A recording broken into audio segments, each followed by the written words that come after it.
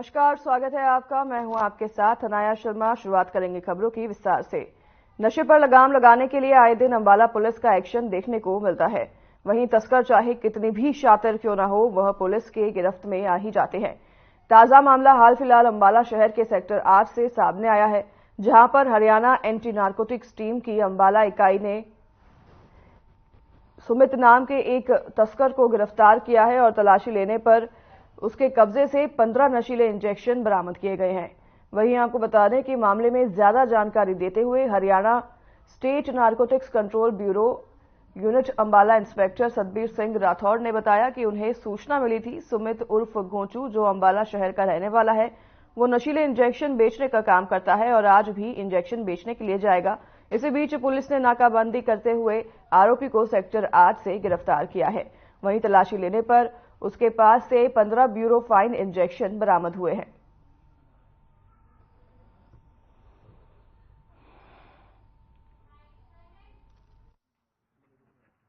हमारा हरियाणा राज्य narcotic control bureau का विभाग है, जिसके प्रमुख श्री एडीजीपी श्री ओपी सिंह जी हैं और हमारे पुलिस अधीक्षक हैं श्री शशांक सावंत जी और अनिल कुमार जी, और हमारे डीएसपी साहब हैं श्री जगवीर सिंह जी और इंस्पेक्टर श्री सतवीर सिंह जी के नेतृत्व में हमारी टीम दिन रात यह कार्य कर रही है।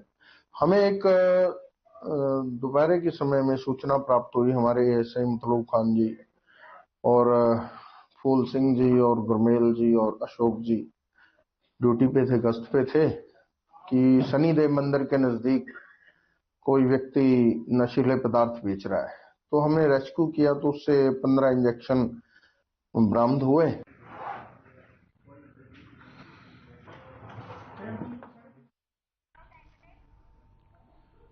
कैथल कृषि विभाग उपनिदेशक बलवंत सहारन ने मौसम में हुए बदलाव और बारिश पर बोलते हुए कहा कि 31 जनवरी को कैथल जिले में हल्की बूंदाबांदी रही। वहीं पुंडरी ब्लॉक में 2 mm बारिश हुई थी।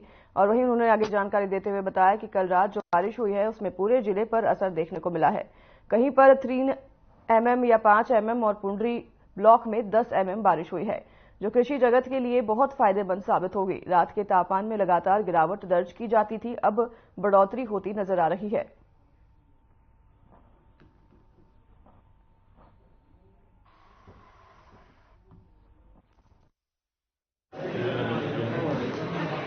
जिले की बात करें तो कोई बूंदाबांदी थी, ड्रिजलिंग टाइप ही था, कुछ ज्यादा बारिश नहीं थी। एक पुंडरी ब्लॉक में 2 mm बारिश हुई थी। इसमें सभी जगह लगभग कवर हुआ है, किसी कहीं 3 mm है, कहीं 5 mm है, कहीं 4 mm है, पुंडरी में 10 mm भी है, जो कि एक बहुत ही अच्छी बात है। किसानों के लिए एक सोने के रूप में ये बूंदे आकाश से बरसी हैं, कि जिससे मैं आपको बताना चाहूँगा रात का जो टेम्परेचर था वो उसमें उठा हुआ है, जो बिल्कुल 5 डिग्री 6 डिग्री था, उसमें कुछ जो गिरा हुआ था ऊपर उठा है, जिससे अब न्यूट्रिएंट्स अपटेक होगा, फसल में जो खाद दी हुई है किसानों ने उसका अपटेक होगा, तो जो ग्रीनरी बनेगी, पीलापन हटेगा और बढ़वार की तरफ हमारी गेहूं जाएगी, जो कि कैथल में अधिकतर क्षेत्र गेहूं में ही है। तो यदि बात करें तो 1,70,000 हेक्टेयर गेहूं की बिजाई की हुई है और गेहूं अभी तक बहुत अच्छी हालत में है और अब 2 दिन में आप देखेंगे ग्रोथ भी अच्छी बढ़ने लग गई है।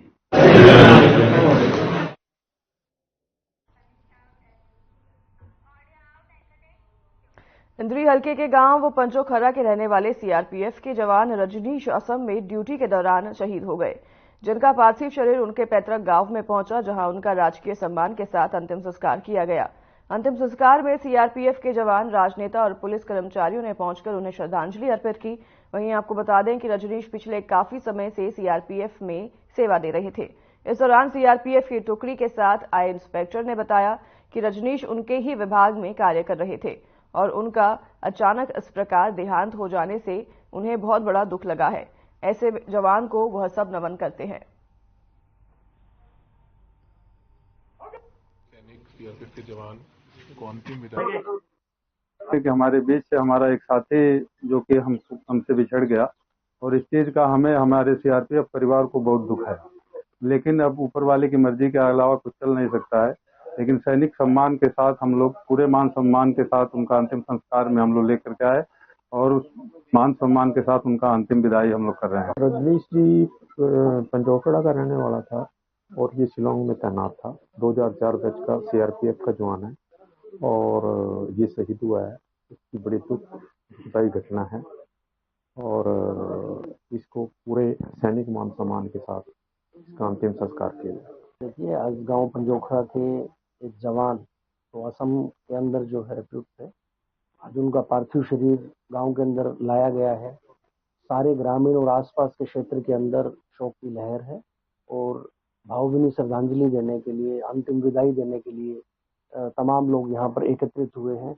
और ये जो सेना के लोग हैं, जब सरहद के ऊपर रक्षा के लिए ये खड़े होते हैं और वहाँ पर अपने प्राणों की आहुति देते हैं किसी भी रूप में, तभी हम खुली हवा में, एक आज़ादी की हवा में सांस ले पाते हैं। तो आज पंजोखरा में भारी भीड़ के साथ अंतिम विदाई देने के लिए सभी लोग नागरिक सम्मान में यहाँ पर पहुंचे।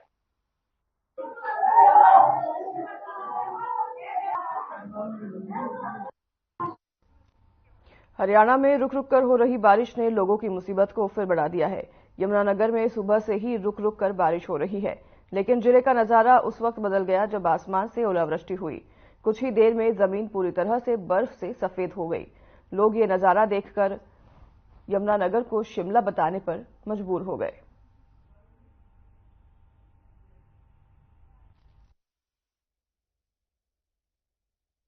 दो तीन दिन से धूप निकलनी शुरू हुई थी, थोड़ा मौसम में ठंडक का असर कम हुआ था।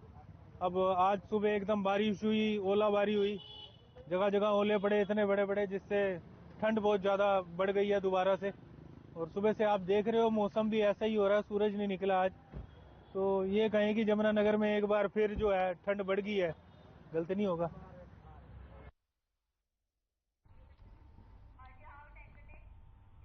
रेवाड़ी शहर के लोग आवारा कुत्तों की वजह से खासा परेशान हैं। गुरुवार को एक कुत्ते ने करीबन आधा दर्जन लोगों पर हमला कर दिया, जिसमें से घायल एक व्यक्ति का अंगूठा भी चबा गया, जबकि दूसरे व्यक्ति की 2 उंगलियों में फ्रैक्चर आया है। वहीं आपको बता दें कि घायलों ने जानकारी देते हुए बताया कि जिस कुत्ते ने उन पर अटैक किया वो पूरी तरह से पागल हो चुका था और कुत्ते ने कई लोगों पर पहले भी हमला किया है।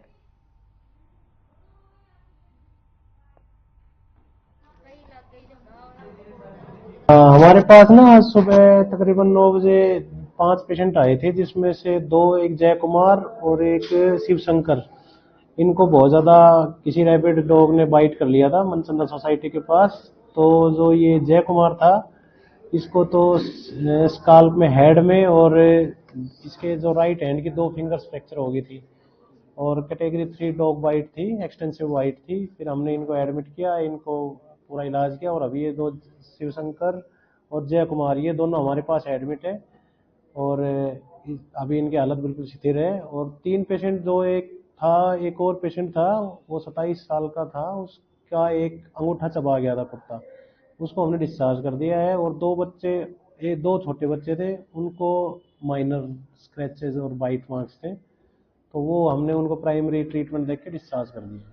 इनकी अगर रिकवरी की बात करें, कितना टाइम लगेगा?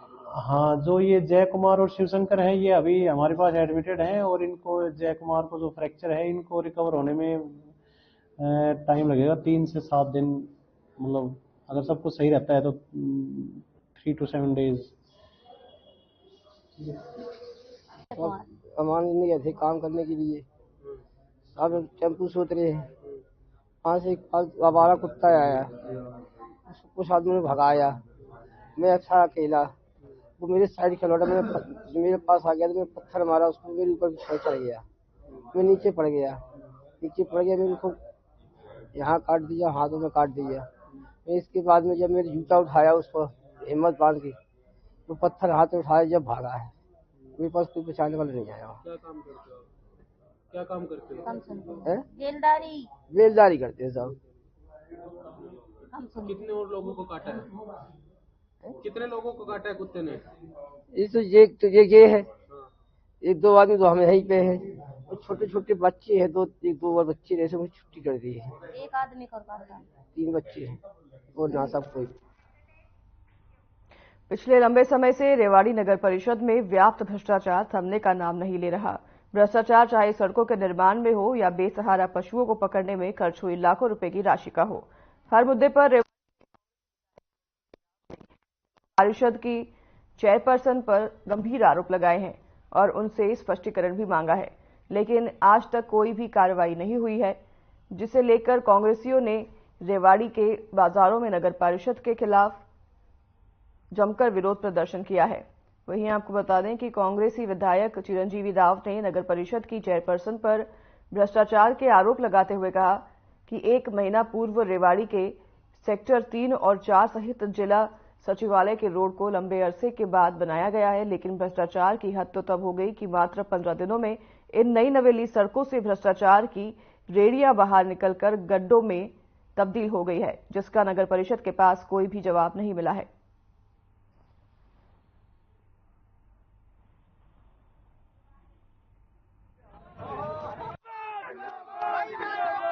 ये मैं इसलिए बोल रहा हूँ, मेरे भाई गोकल बाजार के मेरे भाइयों सारे यहाँ खड़े हैं, प्रधान भी यही है, सब यही है।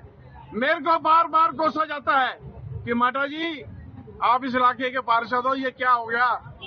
रोड का देखो कितना बुरा हाल है, बाथरूम का कितना बुरा हाल है, इतनी गंदी बदबू। मेरे मतलब ये है, आज 3 साल हो गए मैं नगर परिषद में, और मैं दूसरी भाषा इस्तेमाल नहीं करना चाहता, क्या क्या कि मैं थक गया हूँ, लेकिन यहाँ का कोई सुधार नहीं हुआ। फिर क्या मिला संदेशा के लिए बजट में कोई इन लोगों ने रिबेट नहीं दी। इनके खुद के नेता कहने लग रहे हैं कि ये चुनावी साल था, चुनावी साल के अंदर भी लोगों को जो राहत नहीं दी, जो रिबेट नहीं दिया गया, वो साफ तौर पे बताता है कि इन सरकार से लोगों से कोई सरोकार नहीं। हम लोग भ्रष्टाचार के मुद्दों को आप देख ही रहे हैं, लगातार हम लोग उठा रहे हैं और आने वाले समय के अंदर भी इसको उठाते रहेंगे।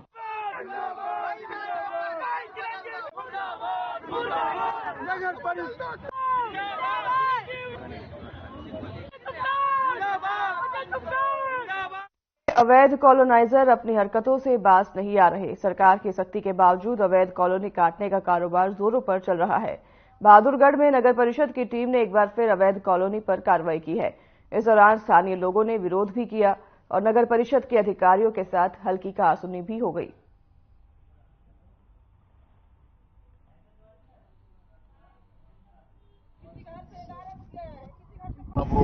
अवैध कंस्ट्रक्शन हो रही है, सारा इसको जो है ना डिस्करेज करने के लिए जो है ना ये कार्रवाई की जा रही है। अनअप्रूव्ड में या ना कोई ये ढंग से सड़कें बना रहे, ना कोई बीच में कोई जगह या प्लानिंग के बिना ही बना रहे हैं, ये जो एक समस्या का कारण बनेगी आगे।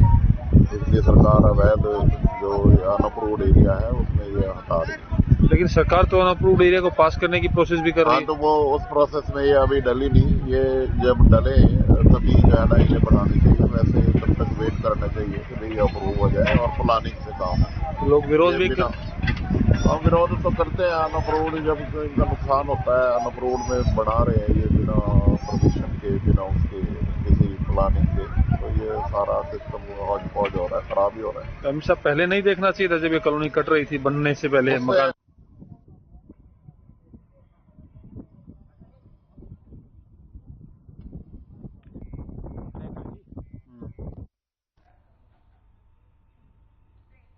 चलिए तो रुकेंगे एक छोटे से ब्रेक के लिए, लौटेंगे आपके पास इस ब्रेक के बाद।